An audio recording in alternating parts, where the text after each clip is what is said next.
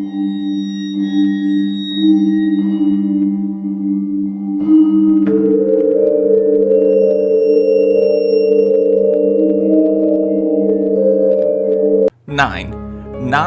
numbered entries in the Resident Evil franchise, and that's if you don't count the remakes.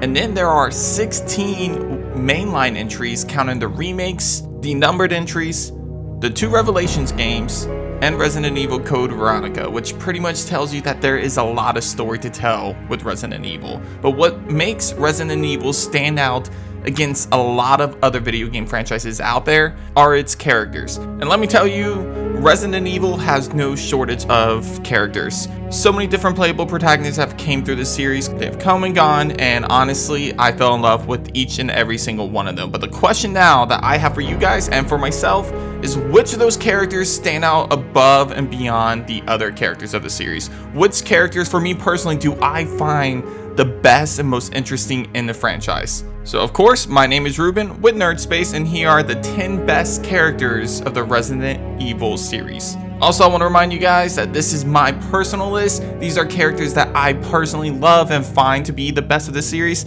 That does not take anything away from your opinions. As a matter of fact, I want you guys to hit up the comments and let me know your opinions. Which Resident Evil character do you think is the best in the series, that you personally like the most in the series? Hit up those comments and let me know. But without further ado, let's get right to it.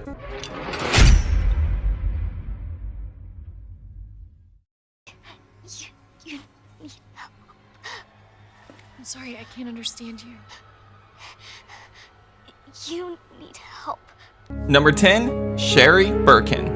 Now, what I really like the most about Sherry Birkin that makes her stand out from pretty much almost every single person on this list is the fact that her story is probably the most different from the rest of the characters. First off, as a child, she was pretty much infected by the G-Virus as William Birkin was creating the G-Virus. And while she was cured of this G-Virus, she still kept some of the abilities of it, and now she's able to heal. As a grown adult, she's able to heal from injuries.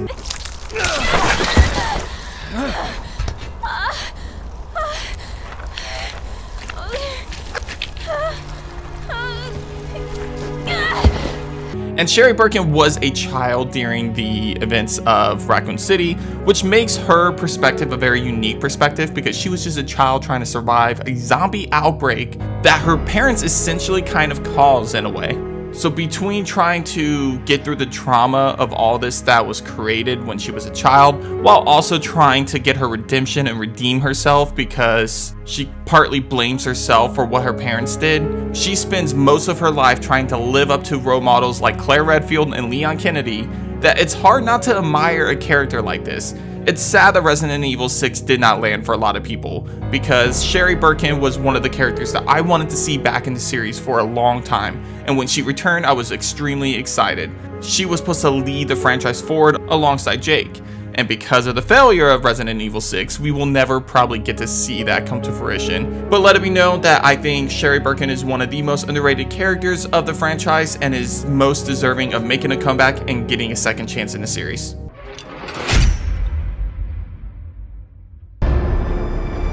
I'll always need you. But for now, I have this.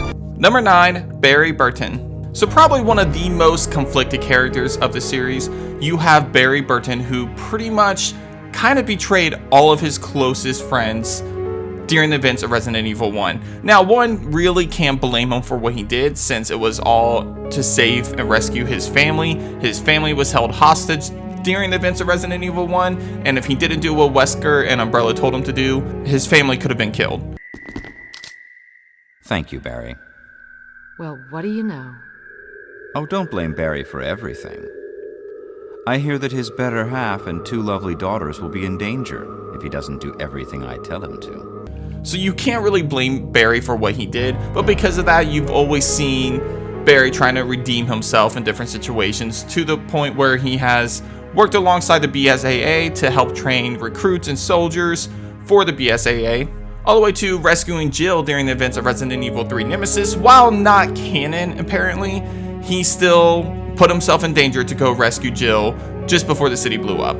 So his loyalty to Chris and Jill ever since the events of Resident Evil 1, it's really admirable to see what he does for his friends and family. And that kindness and love inside of Barry is what allowed him to bring in Natalia into his family and adopt her as a child of his own. So Barry is definitely one of the most lovable characters inside the Resident Evil franchise. He cares a lot about people, and it definitely hurts him every time he thinks back to what he did to his friends in Resident Evil 1. But by far the two most iconic things about Barry has to do with his dialogue in every single game he appears in.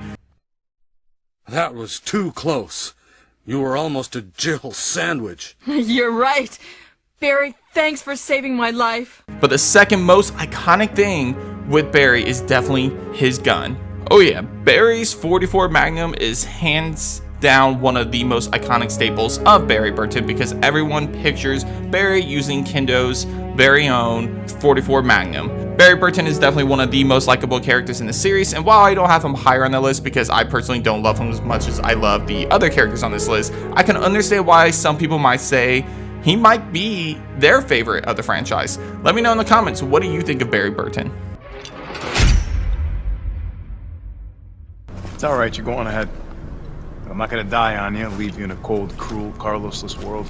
Number 8, Carlos Oliveira. So probably one of the most charming characters, especially when you look at one-off characters. Carlos is a character that really stands out to me personally, and that I really enjoy in the franchise. Now, I'll be completely honest, when you take a look at Carlos from the original Resident Evil 3 Nemesis, he was kind of annoying and was typical alpha male type of personality that none of us really enjoyed that much. Sure, he had some really interesting moments in that game, but he wasn't as likable. Now, one of the best parts about Resident Evil 3 Remake is hands down Carlos's improvement from his original game, because Carlos is by far the best part of Resident Evil 3 Remake. And what's really interesting and unique about Carlos is that this character has only appeared in one video game. Yes, 2 if you count both Nemesis and the remake, but since it's a remake of a game, you can't really count them separately, so I'm gonna say he's only appeared in one game technically. Yet he's one of the most intriguing characters in the series that people actually really wish he would make his return into the series.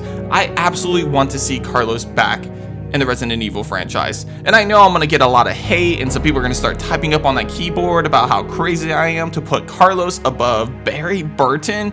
But hey, I love Carlos. He's a charming character that has some really interesting jokes and humor throughout Resident Evil 3 Remake, and I don't think I fell in love with the character as fast as I did with Carlos. I don't even know your name. I'm Leon Kennedy. Find a way out, Leon, before it's too late. Then we'll talk. Name's Ada. Number 7, Ada Wong. Ooh, I thought people were gonna flip out and hit up that keyboard about Carlos being above Barry. Well, how about Ada Wong being number 7 on this list? Because this is a character that a lot of people would argue is top 3 easily. For me personally, I don't love Ada as much as most people do. Don't get me wrong, I think Ada is definitely one of the most mysterious and interesting characters of the franchise, but because of the constant inconsistency with her character, it's really hard to understand and like this character, in my opinion, at least for me personally, because I really never know what to think of her. I picture her as a protagonist, hence the reason why she's on this list. I still consider her as a protagonist. However, she probably leans more towards into the anti-hero side of things, and maybe that's part of the charm of Ada Wong, is just the fact that you really don't know who she is, and there's a mystery surrounding this woman. It's hard for me to put her higher on this list when I really like and enjoy a lot of these other characters more, because I got more information on them. I get to learn more about them. Ada Wong is hands down probably the most mysterious and unique characters on this list. I agree to that. And I can understand why people will find her to be one of the most interesting characters for that exact reason. But despite that mystery surrounding Ada Wong, I find it hard to like her more than other characters on this list. And while I can understand you guys putting her in your top 3, she's gotta take spot number 7 for me, guys. Please, please don't hit that unsubscribe button or that dislike button immediately once you hear Ada Wong is number 7, because I can easily see people doing that.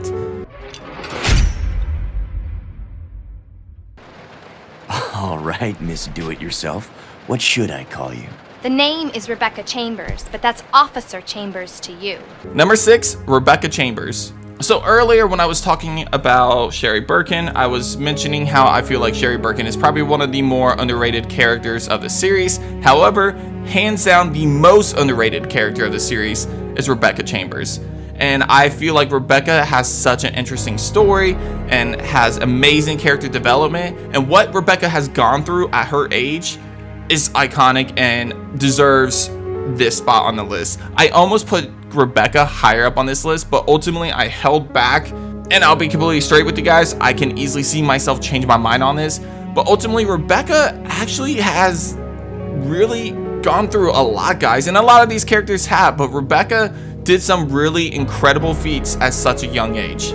So let's talk about Resident Evil 0 and Resident Evil 1, because this is where Rebecca Chambers makes her appearance at. You don't see her in any other video game other than Resident Evil 0 and Resident Evil 1, and well, that creepy picture of her in Resident Evil 2, but for the most part, Rebecca Chambers is focused on Resident Evil 0 and 1. But what's really interesting about Rebecca Chambers is that, for one, she is the only survivor member of the STARS Bravo team. Chris Redfield, Albert Wesker, Jill Valentine, and even Barry Burton are all part of the Alpha team of STARS. However, Rebecca Chambers is the only survivor of the Spencer Mansion incident from Bravo team, and I think that says a lot about her character. And that doesn't even have anything to do with the fact that she's actually only 19 years old, I believe, maybe 18, so she's not that old. She's the youngest member of the STARS team to begin with.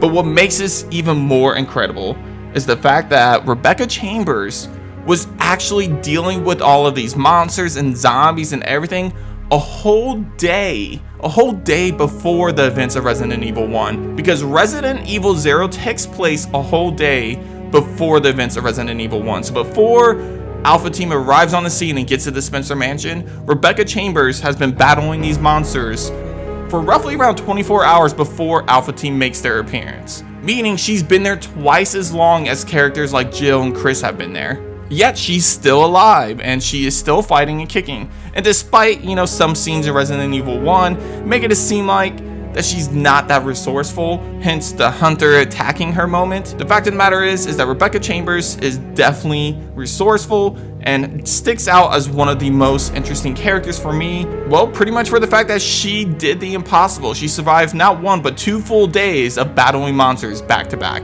That's incredible, guys. I don't care what you say, you have to applaud what Rebecca Chambers did. And this also doesn't take away from what she does in the movies, because we see her kind of developing the antivirus for different diseases and stuff out there against BOWs. So she even takes her medical skills to help fight against BOWs to a whole new level, and I feel like that was very interesting, and I really like the direction that her character went for the movies. I wish we can see her more in the games. I know she was rumored for a Revelations 3. I wish we can get that game because I think that's really awesome, and I would love to see more Rebecca Chambers in the games. But let it be known, Rebecca Chambers, the most underrated character in the Resident Evil franchise. Saying it here, right now. Hey, it's Ethan. Oh, hey. You alright? You just disappeared the other night. Yeah, no, I'm good. I'm good. It's Mia. Number 5, Ethan Winters. Talk about a character that is on the fence in terms of if you like him or hate him. Ethan Winters is definitely in the middle for a lot of fans out there. Some people really love Ethan as it was their first introduction to the Resident Evil franchise, while others, normally the old school Resident Evil fans like myself, that really hate on this character because it's such a complete departure from all the different characters that we got in the past before Ethan Winters. However, as much as I am an old school Resident Evil fan, I can't help but acknowledge the fact that Ethan Winters is probably one of the most interesting characters of the series.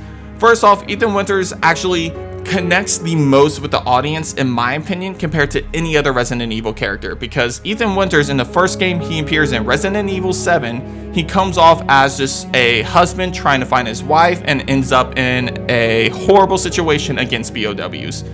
When you think about all the previous characters that have came before Ethan Winters, you have agents, you have cops, you have soldiers, security forces. A lot of the characters and a lot of the main protagonists, for the most part, were some kind of professional in the field. While they weren't completely a professional in dealing with monsters, obviously, they were still a professional in dealing with fighting, and that's something that Ethan wasn't prepared for at all. He came to a house looking for his wife. That's all he did. And he entered a nightmare, and his story was just told beautifully, in my opinion. And what makes this character a little bit more interesting is learning about how much he cares about his family and what he will go to protect his family.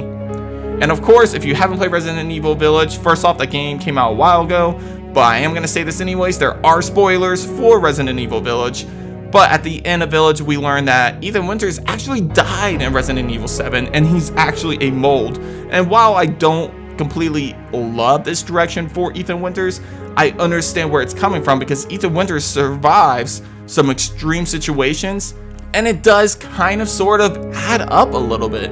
So he's already a very intriguing and interesting character. Add that to the fact that he's a character that a lot of players can identify with because he is so inexperienced in a situation like this. And then also add to the fact that he has one of the biggest hearts in the entire franchise. It is hard to not like Ethan Winters. While you might be a fan of the original Resident Evil games, or you're a fan of the newer generation of Resident Evil games, the fact of the matter that we all have to agree on is that Ethan Winters still connects the most with the players, in my opinion.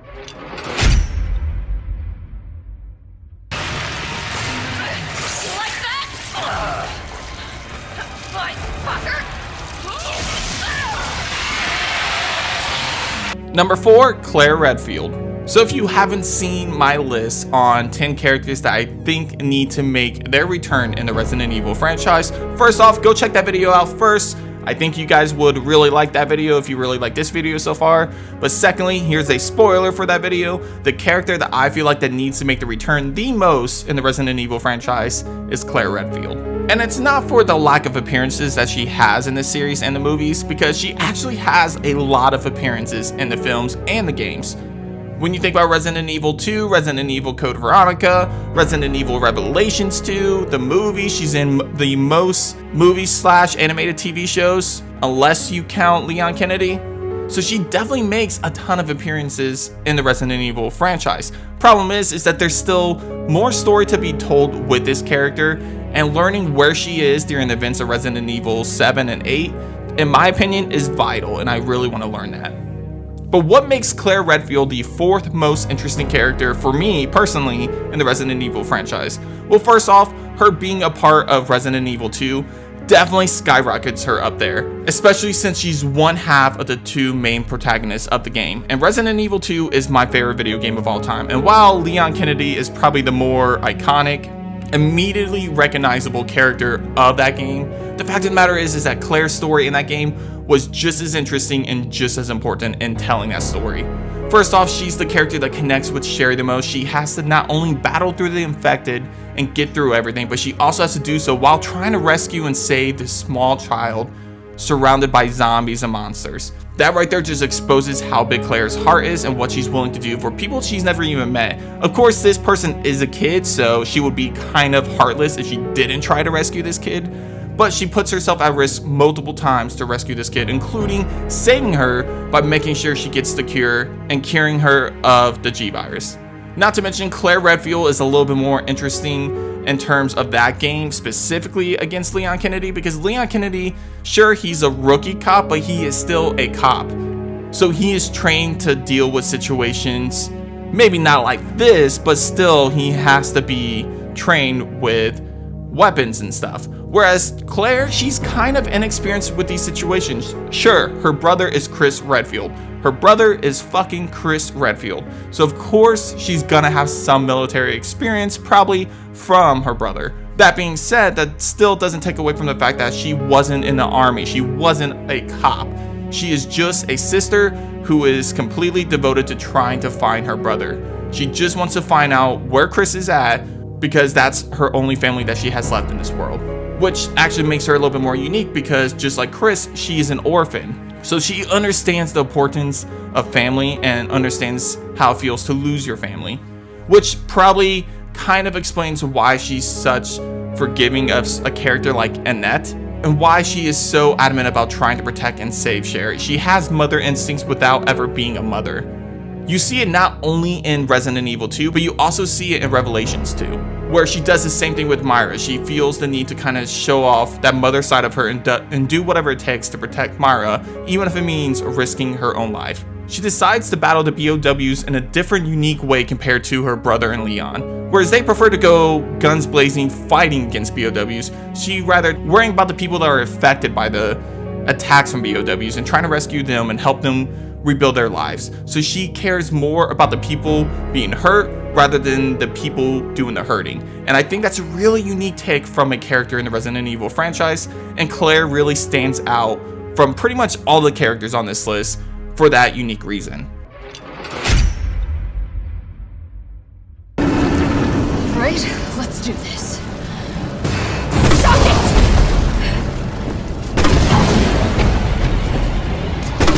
Number 3, Jill Valentine. So one could argue that Claire Redfield might be the more interesting character compared to Jill Valentine, but let's face it, if there's one woman that is a badass in the Resident Evil franchise, it is Jill Valentine. You don't fuck with Jill Valentine. Next time, take the fucking hit!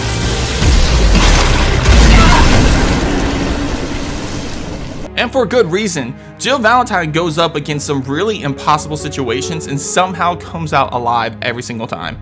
Let's first take a look at Jill Valentine's start with the Spencer Mansion, because she was a part of one of the most iconic locations, if not the most iconic location of the Resident Evil series. Seeing her be crafty and the master of unlocking and getting through the Spencer Mansion by solving all these puzzles and battling all these unique infected creatures that no one has ever heard of up to this point shows how resourceful Jill Valentine is. And this is just the start of Jill Valentine's adventure, because she just gets more and more badass with every single appearance she makes. Let's take a look at the next time we see Jill Valentine, Resident Evil 3 Nemesis, and of course the remake as well, where she has to battle against not only the infected, but she has to battle against time and a crazy, insane, stars-killing monster, Nemesis. Now, I would argue that Nemesis is probably one of the most powerful and dangerous monsters in the Resident Evil franchise, just because Nemesis is a creature that just doesn't know when to die.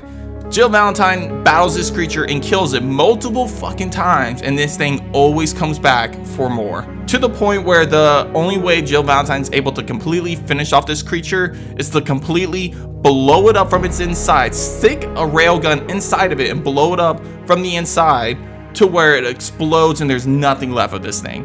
That's what it takes to defeat Nemesis. And for a character to be able to do that, you know you have to be a true badass. But even Resident Evil 5 she makes an appearance in, and she has to battle a ton of different infected. Even though she was controlled by Wesker for most of the game, she still has to fight through all of this. But she also makes an appearance in Revelations, where she is on a cruise ship with a bunch of unique infected that she's never came across. So Jill Valentine has continuously gone against the impossible and somehow came out on top every single time. So a character like Jill Valentine, who has completely faced the impossible so many different times, it's hard to not respect her and see her as a badass, hence why she deserves spot number 3 on this list.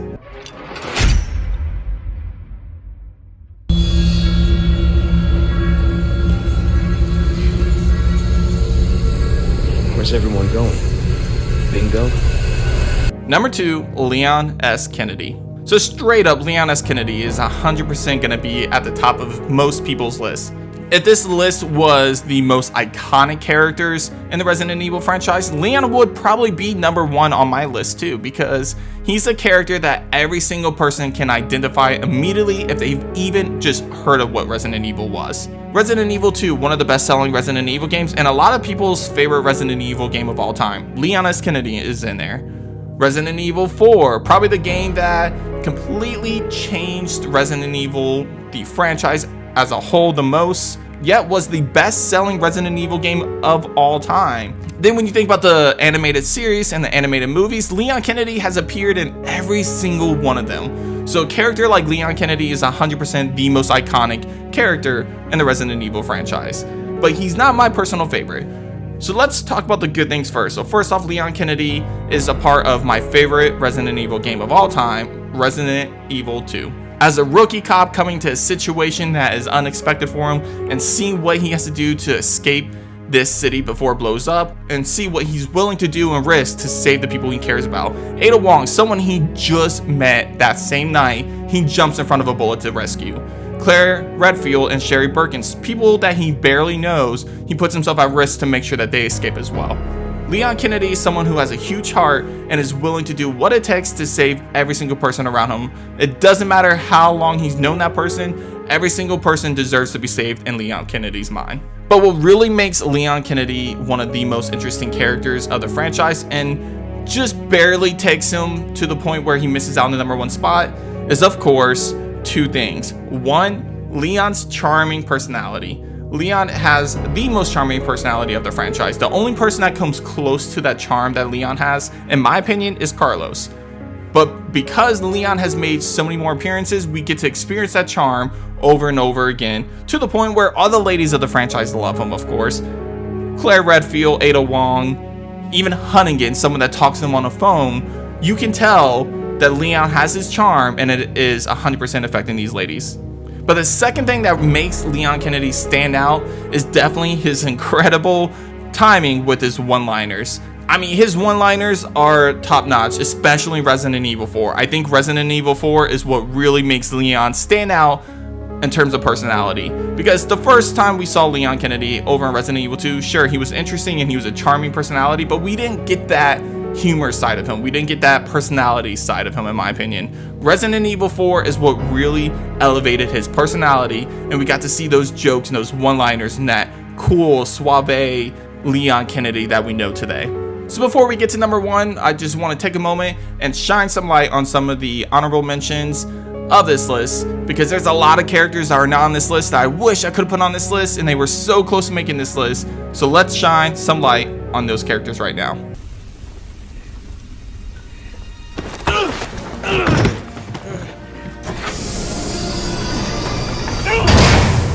Piers!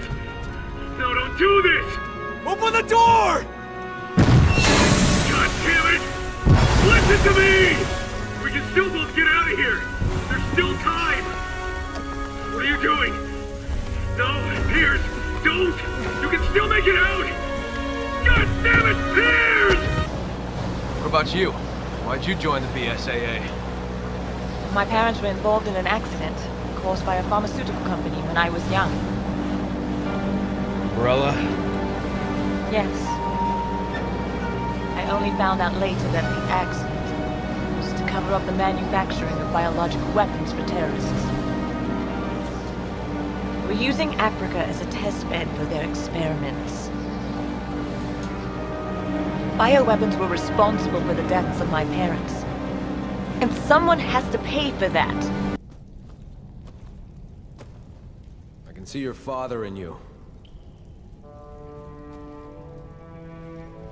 How did you know? Wait, hold on a second. So you know him? Yeah, I did. But I'm the one that killed him.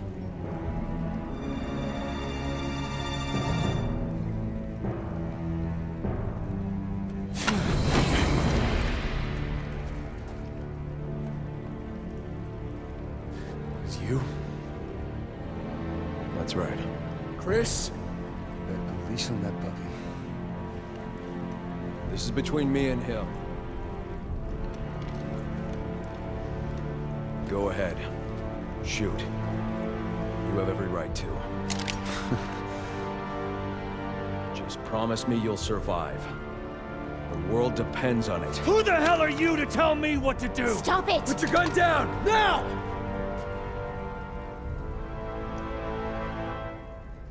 Tell me. We just following orders? Or was it personal?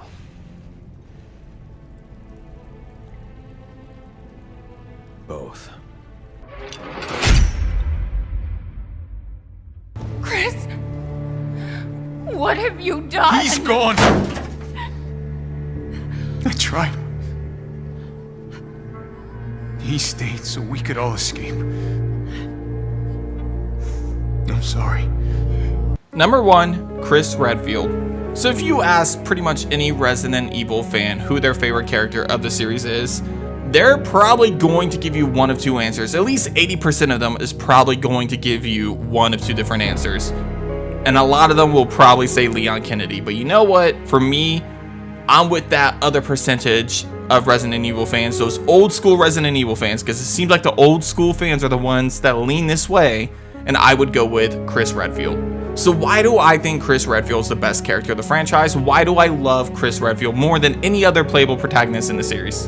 Now, of course, this isn't a reason enough to make Chris Redfield the number one on this list, but I think the thing that helps elevate Chris Redfield and makes him my number one is his story. Because out of any character in the Resident Evil franchise, no one gets as much screen time as Chris Redfield in the video games.